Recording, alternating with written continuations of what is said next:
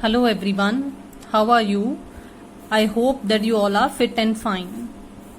आज हम collection of data वाले चैप्टर में से जो हमने स्टैटिस्टिक्स का सेकंड चैप्टर स्टार्ट किया था, आज हम उसी चैप्टर को आगे फॉरवर्ड मूव ऑन करेंगे। इस पर्टिकुलर चैप्टर में जो हमारे पास आज का टॉपिक है वो रहेगा मेथड्स ऑफ डेटा कलेक्शन, यानी कि आंकड़ों के संकलन की विधियां। देखो, हमने आंकड़े दो प्रकार के पढ़े थे, एक पढ़ा था प्राइमरी डेटा और एक पढ़ा था सेकेंडरी डेटा, यानी कि एक प्राथमिक था और एक द्वितीयक था। अब देखते हैं कि हमारे पास इन पर्टिकुलर मेथड्स को कलेक्ट करने की कौन कौन सी विधियां बता रखी हैं, कौन कौन से डिफरेंट मेथड्स बता रखे हैं। क्योंकि डेटा दो प्रकार का था, इसलिए हम जो मेथड्स स्टडी करेंगे वो भी हम दोनों के पॉइंट ऑफ व्यू से स्टडी करेंगे। सो आज हम पढ़ेंगे प्राइमरी डेटा के कलेक्शन के बारे में, यानी कि प्राथमिक आंकड़े किस प्रकार संकलित किए जाते हैं, किस तरह कलेक्ट किए जाते हैं, हम ये पढ़ेंगे। फर्स्ट मेथड जो हमारे पास आज है वो है डायरेक्ट पर्सनल इन्वेस्टिगेशन। डायरेक्ट का मतलब होता है प्रत्यक्ष, पर्सनल का मतलब होता है व्यक्तिगत, और इन्वेस्टिगेशन करना मतलब अनुसंधान करना, यानी कि कोई रिसर्च करना। तो प्रत्यक्ष व्यक्तिगत अनुसंधान वैसे तो नाम से ही क्लियर हो जाना चाहिए, लेकिन फिर भी अगर हम इस मेथड की एक्सप्लेनेशन देखें तो देखो हमें क्या बता रखा है। It is the method in which a researcher और एन इन्वेस्टिगेटर पर्सनली मतलब डायरेक्टली या personally collects the data from the respondents. अब रिस्पोंडेंट्स कौन होते हैं वो मैं लास्ट वीडियो में आपको बता चुकी हूं कि वो लोग जिनसे हमने सूचना एकत्रित करनी है, जिनके बारे में हम आंकड़े जानना चाहते हैं। जब हम उन्हीं रिस्पोंडेंट्स से डायरेक्टली मिलकर या पर्सनली किसी तरीके से कांटेक्ट बनाकर संपर्क करते हैं और इन्फॉर्मेशन इकट्ठी करते हैं, तो हम उस मेथड को डायरेक्ट पर्सनल इन्वेस्टिगेशन बोलेंगे। यानी कि जहां से डेटा ओरिजिनेट हो रहा है वहीं पर जाकर हम कलेक्ट उसे कर रहे हैं। तो आई होप कि ये मीनिंग आपको क्लियर हो गया कि हम किस तरह से सीधा सूचना प्रदान करने वालों से संपर्क स्थापित कर आंकड़े एकत्रित करते हैं। अब देखो इस पर्टिकुलर मेथड की सूटेबिलिटी क्या है, यानी कि उपयुक्तता कहां पर ये मेथड उपयुक्त साबित होता है। मतलब हर पॉइंट के आगे व्हेन या जब आप लगा सकते हो। When area under study is small और लिमिटेड। देखो अगर एरिया छोटा होगा, अगर आपने जो यूनिवर्स स्टडी करना है या एरिया अंडर स्टडी जो है वो अगर कम होगा तो आप उस सीमित क्षेत्र को कवर कर सकते हो, पर्सनली जाकर डेटा इकट्ठा कर सकते हो। अगर एरिया बहुत ही ज्यादा बड़ा होगा तो आपके लिए परेशानी आएगी, आप इजीली डेटा कलेक्ट नहीं कर पाओगे, आपको ज्यादा धन खर्च करना पड़ेगा, आपको ज्यादा टाइम लगाना पड़ेगा। इसका मतलब ये मेथड वहीं पर फिजिबल रहता है जहां पर एरिया अंडर स्टडी छोटा हो।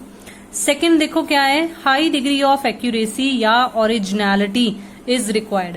आप डायरेक्टली पर्सनली रिस्पोंडेंट्स से इंफॉर्मेशन तब कलेक्ट करोगे जब आपको हाई डिग्री ऑफ एक्यूरेसी चाहिए उस पर्टिकुलर आंकड़ों में जो आप इकट्ठा कर रहे हो। तो जब मौलिकता जरूरी हो तो डायरेक्ट पर्सनल इन्वेस्टिगेशन का सहारा लिया जाता है। आगे देखो, डायरेक्ट कॉन्टैक्ट इज नेसेसरी।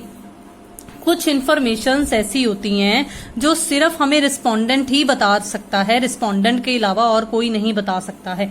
तो इसलिए ऐसी इन्फॉर्मेशंस में सीधा संपर्क जरूरी है। तो जब सीधा संपर्क जरूरी हो तो उस केस में डायरेक्ट पर्सनल इन्वेस्टिगेशन का ही मेथड अपनाया जाता है। बिल्कुल इसी तरीके से अब हमारे पास फोर्थ पॉइंट जो सुटेबिलिटी का है वो है secrecy of data is to be maintained. देखो अगर एक अकेला इंडिविजुअल या कुछ लोग जो हैं वो पर्सनली जाकर ही अगर डेटा इकट्ठा करेंगे किसी और से, कुछ इन्फॉर्मेशन ऐसी होती है ना जो रिस्पोंडेंट कहता है कि बस मेरे पास ही रहें, किसी और के पास ना जाए, वो हर एक के साथ शेयर नहीं करता। तो ऐसे सीक्रेट इन्फॉर्मेशन जो हैं, जो ऐसे सीक्रेट डेटा होते हैं वो हमें पर्टिकुलर उस रिस्पोंडेंट से ही मिल सकते हैं। प्लस अगर ये डायरेक्ट पर्सनल इन्वेस्टिगेशन में जो इन्वेस्टिगेटर है वो जब खुद जाकर सारे डेटा इकट्ठा कर रहा है तो इसका मतलब data from one hand to another hand कम मूव कर रहे हैं। इसका मतलब कम लोग बीच में इन्वॉल्व हैं। तो इसका मतलब जो इन्फॉर्मेशन रिस्पोंडेंट हमें प्रोवाइड करेगा उस इन्फॉर्मेशन की सीक्रेसी भी मेंटेन की जा सकती है बहुत हद तक। इसलिए जब आंकड़ों को गुप्त रखना जरूरी हो तो उस केस में डायरेक्ट पर्सनल इन्वेस्टिगेशन मेथड का सहारा लिया जाता है। अब देखते हैं कि हमें इस मेथड के बारे में क्या प्लस पॉइंट्स बता रखे हैं, मतलब क्या मेरिट्स बता रखे हैं। अब देखो, डेटा ओरिजिनल होगा, ऑब्वियसली है। हम यहाँ सूटेबिलिटी में डिस्कस कर चुके हैं कि हम ये मेथड वहीं पर अपनाएंगे जहां पर ओरिजिनलिटी जरूरी है। तो यहाँ पर भी तो वही है ना कि जब हमने पर्सनली उसी रिस्पोंडेंट से खुद जाकर डेटा इकट्ठा किया है तो आंकड़े ओरिजिनल ही होंगे। Due to self investigation data is more accurate. अब फिर से वही सेम बात, क्योंकि हम खुद डाटा इकट्ठा कर रहे हैं, खुद आंकड़े एकत्रित कर रहे हैं, यानी कि रिसर्चर खुद इकट्ठा कर रहा है डेटा, तो आंकड़ों में शुद्धता भी पाई जाती है, किसी तरह की कोई हेर फेर नहीं पाई जाती है। मोर रिलायबल, ये आंकड़े ओरिजिनल होने की वजह से, एक्यूरेट होने की वजह से ज्यादा रिलायबल होते हैं। मतलब अगर हम इस मेथड का इस्तेमाल करें, इस तरह की इन्वेस्टिगेशन का इस्तेमाल करें, तो जो हमारी स्टैटिस्टिकल रिसर्च होती है वो, मतलब जो हमारे सांख्यिकीय अनुसंधान होता है वो और भी ज्यादा विश्वसनीय बन जाता है, ज्यादा रिलायबल बन जाता है। अब देखो, मोर या related information can be collected, संबंधित सूचनाएं भी एकत्रित की जा सकती हैं। अगर आप खुद डेटा इकट्ठा करने जा रहे हो, आप रिस्पोंडेंट से अगर कुछ और एक्स्ट्रा इन्फॉर्मेशन भी जानना चाहो, तो जब आपका इंटरव्यूइंग सेशन चल रहा है, आप उस सेशन के दौरान उससे रिलेटेड इन्फॉर्मेशन भी पूछ सकते हो। ठीक है। अब देखो, अगर मैं इस पर्टिकुलर मेथड को एक एग्जाम्पल की फॉर्म में आपको समझाना चाहूं, मान लो हम किसी पर्टिकुलर लोकेलिटी के जो लोग हैं उनकी फाइनेंशियल इंफॉर्मेशन जानना चाहते हैं, मतलब उनका फाइनेंशियल स्टेटस के बारे में जानना चाहते हैं कि क्या है। तो इसका मतलब उनकी आर्थिक स्थिति का अगर हम अध्ययन करना चाहते हैं, जब हम उन्हीं से जाकर डेटा इकट्ठा कर रहे हैं तो वो डायरेक्ट पर्सनल इन्वेस्टिगेशन हो गया। ठीक है। अच्छा, अब अगर हम उनसे पूछ रहे हैं, जाकर मिल रहे हैं, हम उनसे ये भी पूछ सकते हैं ना कि क्या कोई और सोर्स ऑफ इनकम है आपके पास या नहीं। सपोज करो एज एफ अगर कोई टीचर ही है, तो क्या आपको सैलरी के अलावा आप कोई और सोर्स ऑफ इनकम है जो आपको अर्न होता है। तो इसलिए अगर आप एक रिसर्चर की फॉर्म में अगर खुद इंफॉर्मेशन कलेक्ट करने जा रहे हो, तो और संबंधित सूचनाएं भी प्राप्त की जा सकती हैं। अब देखो, अब हम देखेंगे कि हमारे पास और क्या बता रखा है इस पर्टिकुलर मेथड के बारे में। देखिए, इसी में हमें मेरिट्स में एक और पॉइंट बता रखा है, there is uniformity in the data collected as these are collected by an investigator, यानी कि अ सिंगल पर्सन। क्योंकि एक ही इंडिविजुअल के द्वारा ये डाटा इकट्ठा किया जा रहा है, तो आंकड़ों में समरूपता पाई जाती है। मतलब ये नहीं कि एक जगह पर आपने इन्फॉर्मेशन अलग तरीके से कलेक्ट की है, दूसरी जगह पर इन्फॉर्मेशन आप अलग तरीके से कलेक्ट कर रहे हो। मैं यहाँ पर आपको एक एग्जांपल की फॉर्म में समझाना चाहूंगी। मान लो आप हाइट से रिलेटेड डेटा इकट्ठा करना चाहते हो। अगर दो इंडिविजुअल्स होंगे जो हाइट से रिलेटेड डेटा इकट्ठा कर रहे हैं, हाइट को हम फीट इंचेस में भी माप सकते हैं और हाइट को हम सेंटीमीटर्स में भी माप सकते हैं। तो अगर दो इंडिविजुअल्स अलग अलग हों, तो हो सकता है कि एक ने डेटा सेंटीमीटर में इकट्ठा कर दिया, एक ने फीट या इंचेस में इकट्ठा कर दिया। तो जब हम अपने इस डेटा को क्लब करेंगे, इकट्ठा करेंगे, तो हमें एक यूनिफॉर्मिटी लेकर आने की जरूरत पड़ेगी। यानी कि या तो हमें सारे के सारे डेटा को सेंटीमीटर्स में कन्वर्ट करना पड़ेगा, या हमें हमारे डेटा को फीट या इंचेस में कन्वर्ट करना पड़ेगा। तो यहाँ पर हमें दिक्कत आएगी, लेकिन मतलब वहां पर हमें दिक्कत आएगी। लेकिन अगर हम यहाँ की बात करें जहां पर एक ही इन्वेस्टिगेटर खुद ही सारी इन्वेस्टिगेशन कर रहा है, तो वो एक ही तरीके से सारा डेटा इकट्ठा करेगा। तो there will be a uniformity in the data collected. इसी में देखो, एक और पॉइंट हमें दे रखा है मेरिट्स में, this method is elastic as the investigator can increase और decrease the number of questions as per the need और सिचुएशन। देखो, यह विधि लोचशील होती है, क्योंकि अनुसंधानकर्ता आवश्यकता के अनुसार या आवश्यकता अनुसार प्रश्नों की संख्या को घटा या बढ़ा सकता है।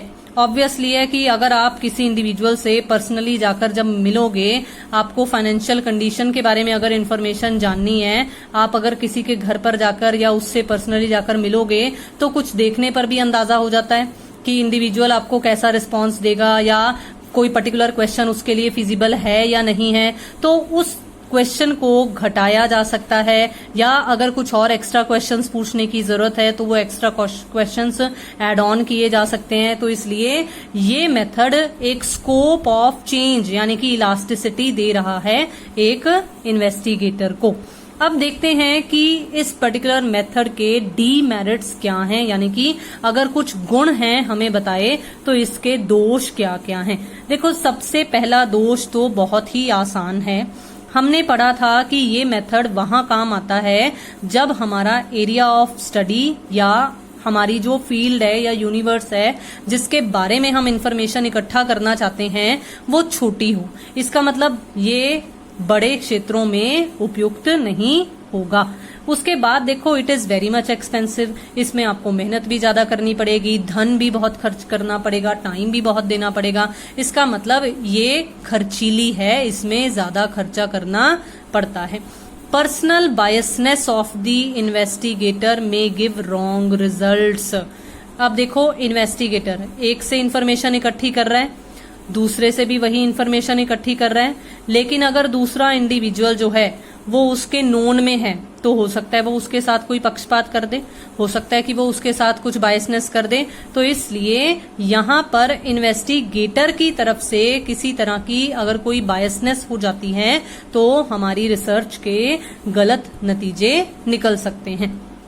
बिल्कुल इसी तरीके से देखो, अब फोर्थ पॉइंट, और ये प्रिकॉशन की फॉर्म में भी यहां पर यूज हो सकता है कि success of the research depends upon the skill and ability of the researcher. Researcher कितना मेहनती है ये उस पर डिपेंड करता है। क्या रिसर्चर धैर्यवान है? आप डेटा इकट्ठा करने गए, इंडिविजुअल ने आपको 10-15 मिनट कोई भी टाइम नहीं दिया, मैं यहाँ बिजी हूँ, मैं वहां बिजी हूँ, उसने आपको कोई रिस्पॉन्स अगर नहीं दिया, आपने वेट की, मतलब आपने धैर्य दिखाया। तो ये डिपेंड करता है कि रिसर्चर जो है वो कितना स्किलफुली काम करता है, कितना एबिलिटी दिखाकर काम करता है, और उसकी इन क्वालिटीज पर भी ही डिपेंड करता है कि रिसर्च जो है वो कितनी सक्सेसफुल रहेगी। फिर उसके बाद देखिए एक और demerit, it might be possible that the result derived may not represent the area at large। देखो, ये बहुत अच्छा पॉइंट है। हो सकता है कि आपने एक छोटे से फील्ड में, छोटे से एरिया में स्टडी की और आपने ये पता लगा लिया कि किसी पर्टिकुलर प्रोडक्ट की डिमांड जो है वो उस पर्टिकुलर एरिया में बहुत है। मान लो आपने ये पता लगा लिया, ठीक है। अगर हम उस पर्टिकुलर रिसर्च का जो रिजल्ट निकला है उसे हम एट लार्ज स्टडी करना चाहें तो क्या ऐसा पॉसिबल हो सकता है? देखो, कुछ प्रोडक्ट्स ऐसे होते हैं जो लोकली सेल किए जाते हैं, नेशनल लेवल पर या इंटर स्टेट नहीं सेल किए जाते हैं। तो अगर कोई ऐसा प्रोडक्ट होगा जो सिर्फ लोकल स्टेट में ही सेल किया जा रहा है तो ऑब्वियसली उसकी डिमांड वहीं पर होगी। अगर हम वहां का पर्टिकुलर एरिया स्टडी करेंगे तो वहां पर तो डिमांड हाई आएगी, डिमांड ज्यादा आएगी। लेकिन अगर हम वही रिजल्ट दूसरे एरिया में, दूसरी स्टेट के लिए भी अगर लागू कर दें कि हाँ इसका ये रिजल्ट है, तो हो सकता है कि वहां वो सेम रिजल्ट वहां प्रतिनिधित्व ना करे। हो सकता है कि वो रिजल्ट दूसरे एरिया में, मतलब जो एरिया एट लार्ज है, उसको रिप्रेजेंट ना करे, क्योंकि वहां पर तो वो प्रोडक्ट बिक ही नहीं रहा, वहां पर वो प्रोडक्ट पॉपुलर है ही नहीं है, तो इसलिए वो हमारा रॉन्ग रिजल्ट हो सकता है। तो इसलिए जरूरी है कि हम जो भी रिसर्च करते हैं उसमें हम एरिया ऑफ स्टडी क्या ले रहे हैं, फील्ड क्या ले रहे हैं, किस तरह से हम डेटा कलेक्शन कर रहे हैं, क्या हम जो रिजल्ट निकाल रहे हैं वो पूरे के पूरे यूनिवर्स को, पूरी की पूरी फील्ड को। यूनिवर्स का मतलब मैंने आपको पहले भी बताया था कि यूनिवर्स का मतलब यहाँ पर ब्रह्मांड नहीं है। यूनिवर्स का मतलब स्टैटिस्टिक्स में होता है कि हमारी फील्ड ऑफ स्टडी या हमारी एरिया अंडर स्टडी उसको पूरा का पूरा रिप्रेजेंट करेगा या नहीं करेगा। तो आई होप कि आपको ये पर्टिकुलर मेथड समझ में आ गया होगा, जिसमें हमने मीनिंग क्या है, इसकी सूटेबिलिटी क्या है, मेरिट्स और डीमेरिट्स क्या थे, ये डिस्कस किए। अब हम इसी प्राइमरी डेटा का एक और मेथड स्टडी करेंगे कि कौन से और मेथड से प्राइमरी डेटा इकट्ठा किया जा सकता है।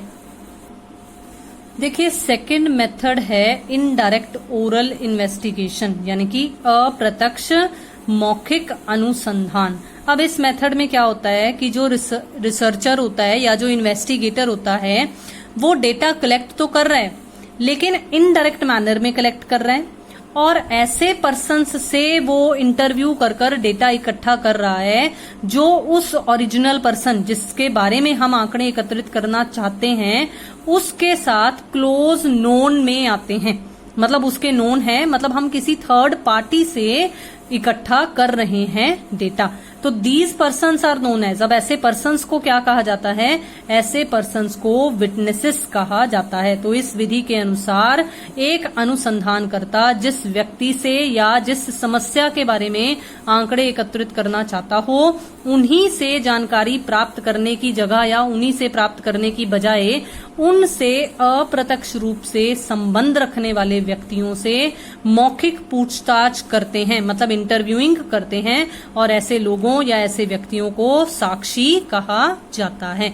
अब देखते हैं कि ये पर्टिकुलर मेथड कहाँ पर उपयुक्त होगा, लेकिन उससे पहले इस पर्टिकुलर मेथड की भी एक एग्जाम्पल देखो। अगर मैंने पिछले वाले में एग्जाम्पल दी थी कि हम फाइनेंशियल स्टेटस जानना चाहते हैं, इनकम लेवल जानना चाहते हैं, अगर मैं जिनके बारे में इंफॉर्मेशन इकट्ठी करनी है उनसे ही उनका इनकम लेवल पूछने की बजाय, देखो कोई भी इंडिविजुअल अपनी रियल इनकम बताने में डरता है, ठीक है, वो छुपा के रखता है अपनी इनकम को, ज्यादा नहीं बताता है, कम ही बताता है।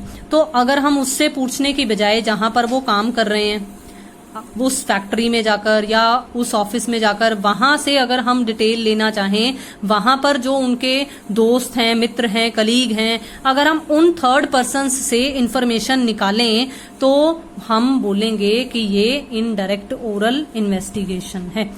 अब देखते हैं कि सूटेबिलिटी ये कहां पर सूटेबल होगा। Area of investigation is large and direct approach to the source is not possible.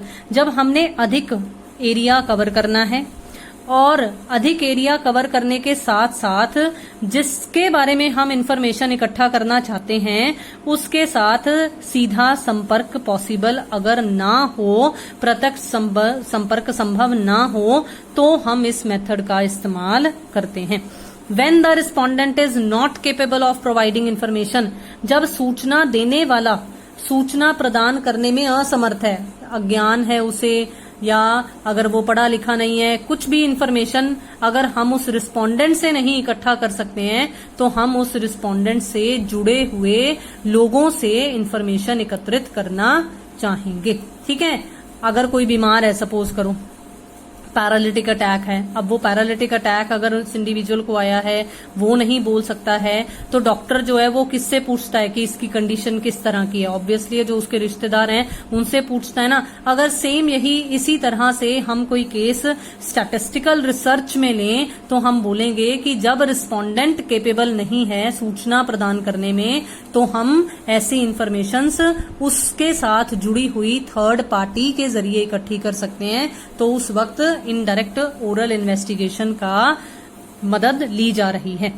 When information is required but it is to be kept secret from the person as well। अब ये देखो, ये बहुत ज्यादा अच्छा point है कि जब इंफॉर्मेशन हमें चाहिए और ये इंफॉर्मेशन उस पर्टिकुलर इंडिविजुअल से भी सीक्रेट रखने की जरूरत है कि उसे ना पता चले कि उसके बारे में ये इंफॉर्मेशन इकट्ठी की गई है। जैसे पुलिस कॉप्स वगैरह जो ज्यादातर करते होते हैं कि जो इन्फॉर्मेशन इकट्ठी करनी है तो जिन विटनेसेस से वो इन्फॉर्मेशन इकट्ठा करते हैं उनके बारे में, मतलब जिसके बारे में इन्फॉर्मेशन इकट्ठा कर रहे हैं, ऑब्वियसली उसे नहीं पता लगने देते ना कि तेरे बारे में पूछताछ की जा रही है। तो इसलिए जब आंकड़े एकत्रित करना जरूरी भी है, प्लस जिस व्यक्ति के बारे में आंकड़े इकट्ठे करने हैं, एकत्रित करने हैं, उससे गुप्त रखना भी जरूरी हो, तो इनडायरेक्ट ओरल इन्वेस्टिगेशन का यूज किया जाता है।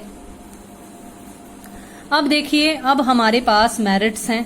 मेरिट्स में सेम देखो, वही जब एरिया ऑफ स्टडी लार्ज हो तब इस मेथड का इस्तेमाल किया जाता है। जब इसका इस्तेमाल किया जाता है तो कम समय, कम पैसा और कम energy as compared to direct personal investigation होती है। मतलब उससे अगर कंपेयर करें फर्स्ट मेथड से तो ये कम खर्चीली है। बिल्कुल इसी तरीके से ये एक सिंपल मेथड है, कन्वीनियंट मेथड है। अपनी सहूलियत के अनुसार, सुविधा के अनुसार हम डेटा इकट्ठा कर सकते हैं। Then less chance of concealment of facts as data is collected from third party witnesses। मतलब साक्षियों के द्वारा आंकड़े एकत्रित होने की वजह से तथ्यों को छुपाने, कंसीलमेंट करने का मतलब होता है छुपाना या गुप्त रखना, तो छुपाने या गुप्त रखने की भी कम जरूरत होती है। मतलब कोई जरूरत एक तरीके से नहीं होती। देखो, जब थर्ड पार्टी को ही इंफॉर्मेशन पता है, थर्ड पार्टी को ही वो आंकड़े पता हैं जिन आंकड़ों को हमने इकट्ठा करना है, एकत्रित करना है, तो इसका मतलब इंफॉर्मेशन सीक्रेट तो है ही नहीं है, वो ऑलरेडी डिस्क्लोज्ड है। तो जब ऑलरेडी डिस्क्लोज्ड इंफॉर्मेशन को ही हम इकट्ठा कर रहे हैं तो हमें अपनी तरफ से भी सीक्रेसी मेंटेन कर रखने की या कंसीलमेंट करने की इतनी ज्यादा जरूरत नहीं होती है। हाँ, अगर कोई ऐसा रिसर्च किया जाता है जिसमें लॉ एंड ऑर्डर से रिलेटेड इन्फॉर्मेशन इकट्ठी की जाती है, ऑब्वियसली है कि लॉ एंड ऑर्डर को मेंटेन करने के लिए उन इन्फॉर्मेशंस को तो हमें कंसील कर रखने की जरूरत है। लेकिन अगर हम कोई नॉर्मल रिसर्च कर रहे हैं तो हमें ऐसी इन्फॉर्मेशंस पर कंसीलमेंट करने का भी कोई ध्यान देने की जरूरत नहीं पड़ेगी या कम ध्यान देने की जरूरत पड़ेगी। क्योंकि देखो, अगर हम इन्फॉर्मेशन सीक्रेट रखना चाहेंगे तो हमें अपनी तरफ से भी थोड़े से लेवल्स मेंटेन कर रखने पड़ेंगे कि हाँ, जो डाटा मैंने इकट्ठा किया है मैं उसे कहाँ छुपा कर रखूं या कहाँ पर प्रॉपरली रिकॉर्ड करके रखूं ताकि वो किसी को पता ना चल जाए। लेकिन अगर इस मेथड की बात करें जहां ऑलरेडी थर्ड पार्टी को डिस्क्लोज्ड ही है इंफॉर्मेशन, तो इस मेथड में हमें इस तरह का कुछ सोचने की जरूरत नहीं होती, जो अगर देखा जाए तो एक तरीके से मेरिट का काम करता है, गुण बनने का काम करता है। अगर अब हम बात करें डीमेरिट्स की, यानी कि दोष की, तो देखो इस पर्टिकुलर मेथड में कौन कौन से डीमेरिट्स हैं। Information provided by other persons may not be reliable or accurate। जो इंफॉर्मेशन हमें थर्ड पार्टी प्रोवाइड कर रही है वो कम विश्वास करने के लायक भी हो सकती है। हो सकता है कि वो अशुद्ध हो सकता है कि उसे इंफॉर्मेशन सही ना पता हो और वो हमें अपनी तरफ से ही डेटा बनाकर बता रहा हो। तो इसलिए थर्ड पार्टी से मिली हुई इंफॉर्मेशन पर रिलाय कर पाना और आंकड़ों की एक्यूरेसी होना, आंकड़ों में एक्यूरेसी होना, इसके चांसेस बहुत ही कम हो जाते हैं। देन उसके बाद देखो, थर्ड पार्टीज में भी बायस्ड हो सकता है कि वो पक्षपात कर जाएं। हो सकता है कि एक इंडिविजुअल जो है वो कुछ और कह रहा हो, दूसरा इंडिविजुअल जो है वो सेम उसी इंडिविजुअल से रिलेटेड इन्फॉर्मेशन, सेम उसी रिस्पोंडेंट जिसके बारे में हम इन्फॉर्मेशन इकट्ठा करना चाहते हैं उसके बारे में कुछ और बता रहा हो। तो इसलिए थर्ड पार्टीज में बायसनेस हो सकती है। जैसे हम पहले वाले मेथड में कह रहे थे कि इन्वेस्टिगेटर बायस हो सकता है, बिल्कुल इसी तरीके से यहाँ पर है कि यहाँ पर वो थर्ड पार्टीज जिनसे हम इंफॉर्मेशन इकट्ठा कर रहे हैं वो बायस हो सकती हैं। लास्ट डीमेरिट जो हमें इस पर्टिकुलर मेथड में बताया गया है वो है wrong witnesses may provide wrong information due to which wrong conclusions may be drawn. देखो, हमने इस पर्टिकुलर मेथड में जो इन्फॉर्मेशन इकट्ठी करनी है वो विटनेसेस के थ्रू, यानी कि साक्षियों के थ्रू इकट्ठी करनी है। अगर हमें साक्षी गलत इन्फॉर्मेशन देगा तो गलत कंक्लूजन्स ड्रॉ किए जा सकते हैं। हो सकता है कि जो हमें परिणाम मिले हमारी रिसर्च से, जो हमने ये सारा का सारा प्रोसीजर फॉलो किया हो सकता है कि वो सारा का सारा प्रोसीजर ही फालतू में चला जाए, टाइम हमारा वेस्ट हो जाए। तो इसलिए बहुत जरूरी है कि अगर इनडायरेक्ट ओरल इन्वेस्टिगेशन का मेथड अपनाया जाता है तो इसे बहुत ही सावधानी से यूज किया जाना चाहिए, क्योंकि third party main role play करती है। तो अगर वो थर्ड पार्टी, अगर वो साक्षी गलत होगा तो हमारी सारी की सारी रिसर्च जो है वो गलत हो सकती है। तो आई होप कि जितना मैंने आपको आज का ये दोनों मेथड्स के बारे में बताया, ये दोनों मेथड्स आपको समझ आ गए होंगे, डायरेक्ट पर्सनल इन्वेस्टिगेशन भी और इनडायरेक्ट ओरल इन्वेस्टिगेशन भी। तो अगर आपने अभी तक चैनल को सब्सक्राइब नहीं किया है तो काइंडली जल्दी से चैनल को सब्सक्राइब कर लीजिए, वीडियोस को शेयर कीजिए, लाइक कीजिए। Thank you so much for watching and have a nice day.